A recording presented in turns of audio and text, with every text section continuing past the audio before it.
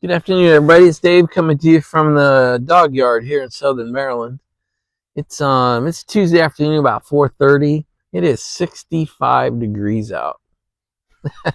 That is insane for Southern Maryland. Late March. Late May. 65 degrees out. I think we hit a high of 67 today. That is crazy talk. It was sunny most of the day. It's gotten a little cloudy, but not bad. But gosh, I'll take it. I'll take it over hot every time. So anyway, mid 60s. Tomorrow's gonna be about the same, and then Thursday I'm out of here, so it doesn't really matter. But wow, what a great spring! I've enjoyed it. I've loved being home in Maryland for the last couple months, and kind of ready for the change back to Wyoming. But gosh, just I know it sounds like a broken record, but the weather's just been insane. I mean, been home 9 weeks.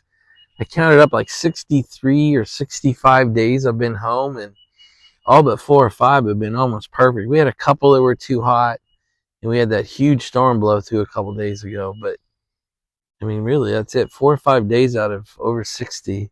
That's amazing. That's an amazing spring for Maryland, that's for sure. Especially on the south side out here by the Chesapeake Bay.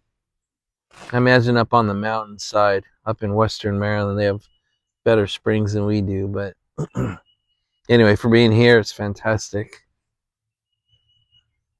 Certainly have enjoyed these. Probably got one more to do, and then that'll be it for a while.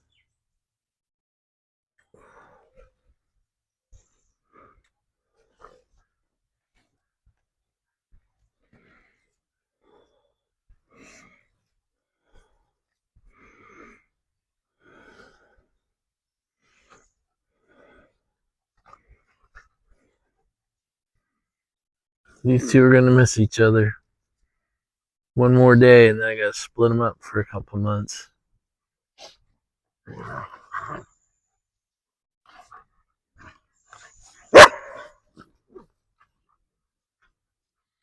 All right, you know what I'm smoking. Pronoma, 30th anniversary. Churchill length. I think it's 54 ring. Great stick. I've smoked one. This is probably about my 10th day in a row of smoking this cigar. That's how good they are. I'm not tired of them in the slightest. Man, I burn them down to the very nub too. They really well made. So let's get it lit. We'll chat in a little bit.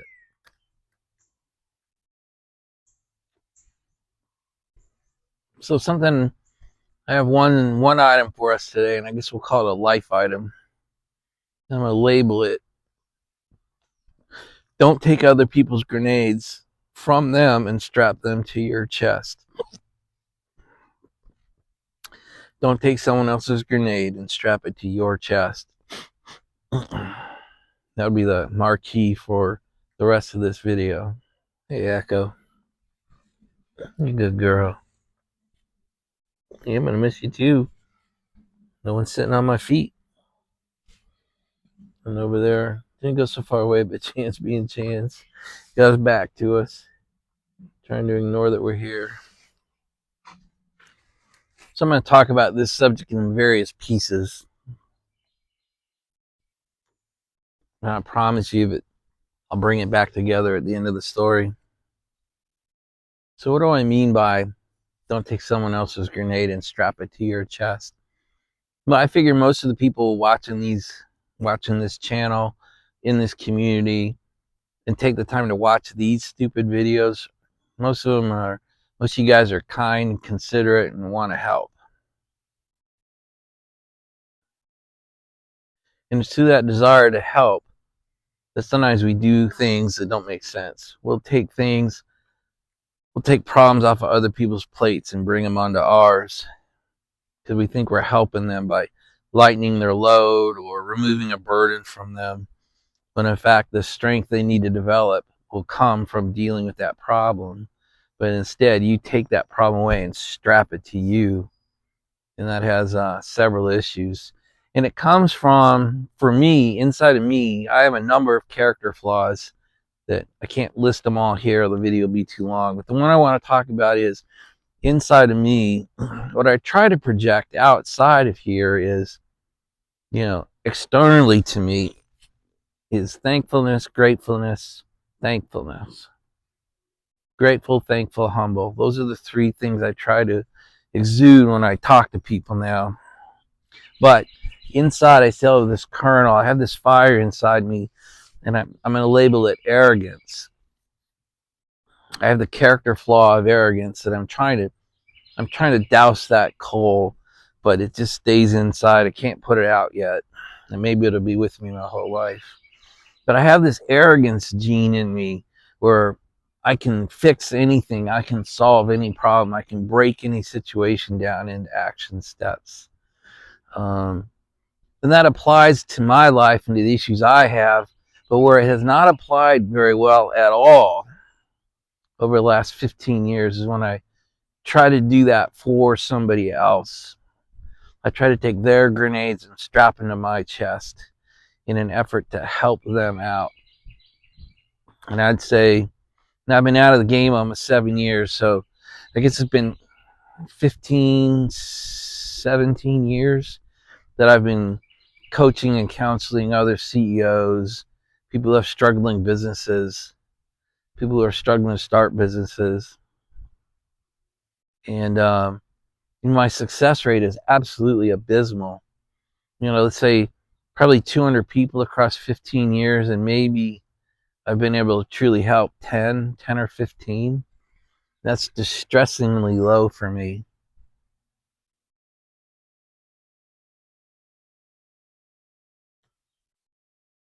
I want to think I'm better than that. But it doesn't matter how I feel. The facts are, out of 200 people I've counseled, maybe 10 have done the things they need to do to improve their life, improve their company. And that's really about it.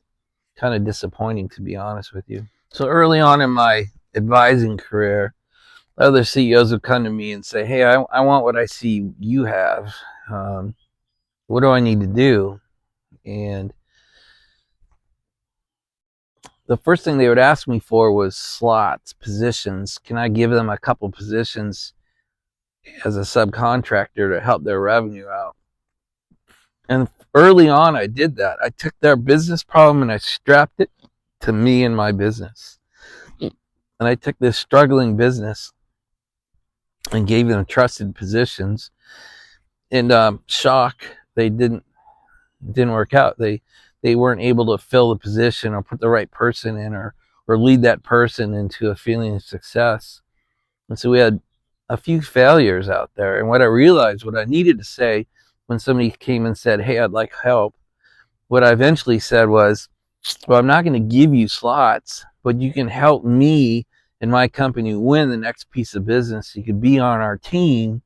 We can get a work share carved out for you. And these things take about a year. It's about a year long. The business capture process in the federal support services business, it's about a year sales cycle from when you start to work a sale to when you actually win a contract and begin to fill positions.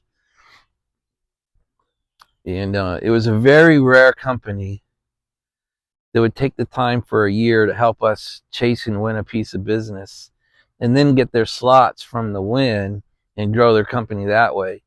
Everybody wanted it now, this month, next month, by the end of this year. And I fell for that sometimes because I felt bad for them and I wanted to help them. But the real help was teaching them how to pursue business and win business and deliver the business you win. Because delivering business and doing it well is the greatest marketing campaign you'll ever have for your company.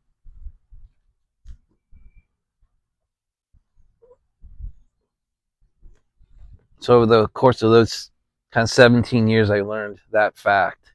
The other one I learned that really hurt, it took me a long time to take this one in internally.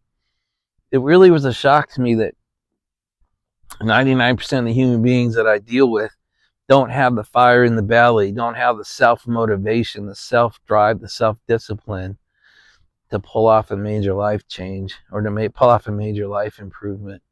That really surprised me. Something my CEO counselor taught me, Keith Cunningham, Keys to the Vault, if you want to look him up. Keith taught me that you can't want success more for somebody than they want it for themselves. You can't want them to achieve an objective more than they want to achieve it. You certainly can't strap all their problems on you and then carry them over the line. It just doesn't work.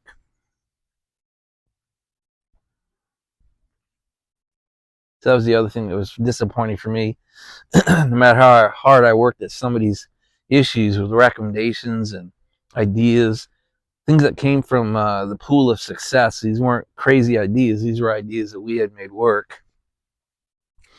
And up through today, I'm just shocked and disappointed in myself and disappointed in the world at how few could step up and move into that 1% role, being driven, fire in the belly, ready to make real change and real improvement happen.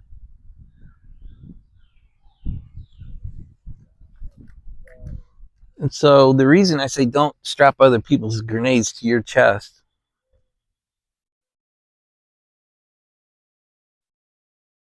is, one, it doesn't work. It doesn't really help the person out. And the other thing is, rather than you pulling that person up into a more positive place, you working on their problems as if they were yours drags you down into their space. And so rather than them feeling less stressed and more thankful and grateful, you end up feeling more stressed and probably become a less grateful person to be around, because you've taken on their stress with no tangible results. That's something I would recommend you try to stay away from. Now, no way am I trying to say you shouldn't help people, because I think that's why we're here, is to help people out. The art of helping somebody out is, can you get involved enough to understand the situation and make great recommendations and help people follow through without crossing that barrier where you take the problem on and you begin to internalize other people's problems as your own. You start to internalize other people's failures or lack of action or lack of successes into your own, because you become too close to it. You become too emotionally attached to the outcome, and it almost never works. So that's the other reason I just am advising, be careful of strapping other people's grenades to your chest or other problems to your chest. Because one, you're not going to be able to fix it for them. And when they choose to not fix it, it kind of drags you into failure mode a little bit yourself. So just, be very careful when you take on helping, supporting, fixing somebody else's issues, that they don't really become internalized into you, become part of your issues, becoming some of your success or failure issues. Let's be honest, we all have enough of our own. We don't need to be taking on other people's. And another reason is, we can't change other people. You can't change your wife, you can't change your son, you can't change your friends. The only person you can change on this planet is yourself.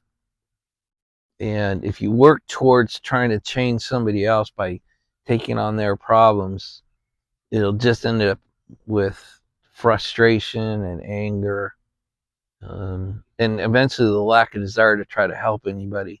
And we don't want to go down that road that far. We want to help people out.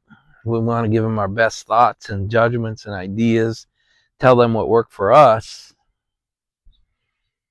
help them through the implementation of your ideas if they choose to do it, hold them accountable, help them out when they get stuck, but don't take on the problem or the person as your own pet project. It always ends in grief. So this not only applies to friends and family and business associates, it also applies to employees.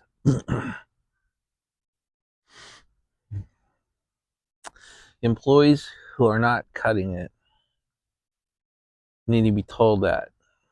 They need to be told that directly, face to face, and they need to be told what they must do to fix the situation. You're performing at this level. I need you to perform at this level, and they've got to be given a time frame. 2 weeks. That was typically mine. And if they can't improve, they need to be told that they're going to be released from their job. And then if they still can't improve, they need to be released from the job. The other employees are watching us as leaders. How are we going to handle this situation? And poor performance and poor attitude are the two most insidious cancers inside of any organization, any company. So my rule was, as soon as I was made aware of a performance issue, we sat down face to face, made it very clear what they were missing the mark on, what they needed to improve to, and by when they needed to improve it. And I normally gave them 2 weeks. If at 2 weeks we hadn't seen improvement, we had a second face-to-face meeting. The first one was documented by an email. Hey, good meeting. We met at this day and time. It was you and me. Here are the things I said you weren't performing at. Here's the performance levels I expect you to obtain. And we'll reevaluate the situation in 2 weeks. And if in that 2 weeks it didn't improve, I'd call a second meeting and say, okay, this is a much more serious meeting now. And, you're still not meeting the objectives. In fact, I don't see a lot of improvement to do that. And, and again, kind of ask like you do in the first meeting, do you want to talk? What's going on? Is there something wrong? Are we not supporting you? What's going on? And kind of say, okay, you have 2 more weeks, but the third meeting will be a termination meeting. And you document that meeting. You send them another email or a letter this time. Kind of states it all out. And if in 2 weeks it hadn't improved, the third meeting was, hey, I'm here. HR was in the room, and I'm saying this is your termination meeting.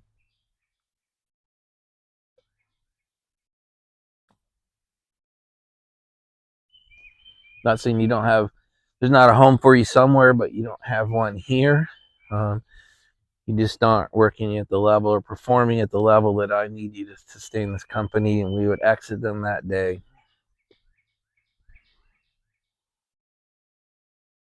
Horrible thing to do. Sometimes I'd be up all night the night before I knew I was going to have that third meeting.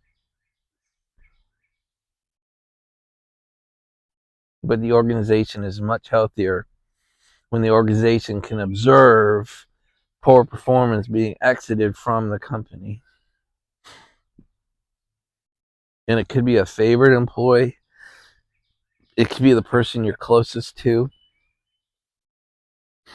Personal feelings, personal relationships don't really play a role in this world.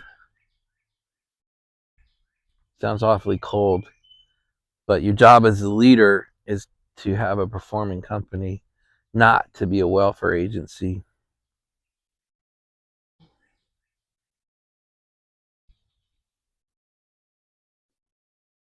So that's really it. Don't grab other people's grenades and strap them to your chest. It doesn't work. It doesn't help them out. And it usually drags you down in the process, not them up in the process. And this applies to every person in your life, and incredibly so to your employees.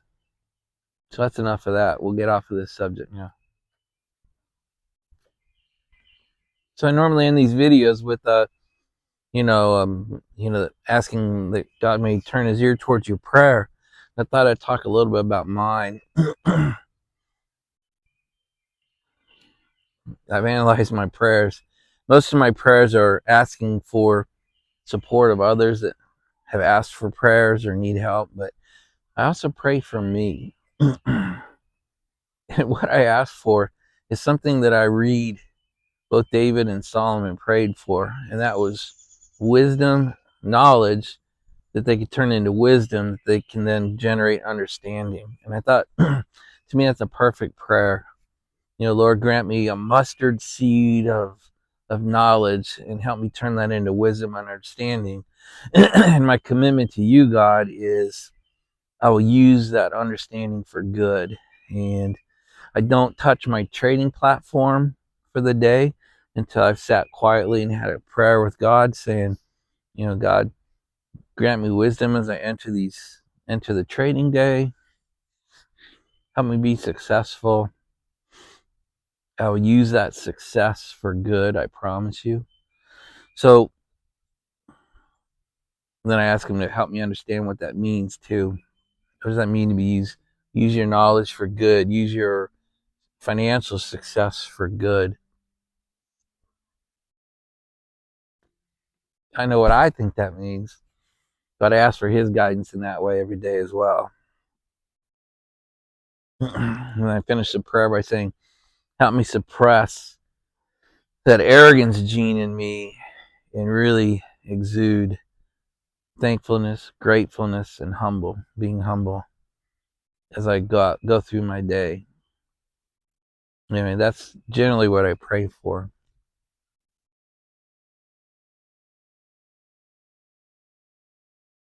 Not sure why I felt the need to tell you that, but there it is. All right, guys, that's all I got. Let's declare this a video success. There's Finn thinking it's time to. All right, guys, may God bless your lives and the lives of those around you. May God turn his ear to hear your prayer. May God make his face shine upon you and those who are close to you. And may God bless your lives like he continues to bless mine. Guys, that's it. Let's see. Tuesday's in the bag. Hopefully you had a good couple days of the week already. Hopefully you know what the next 3 are going to bring you. Hopefully you know what next week looks like already too. And I hope you got a good weekend in front of you. Got a 3-day Memorial Day weekend for most of us.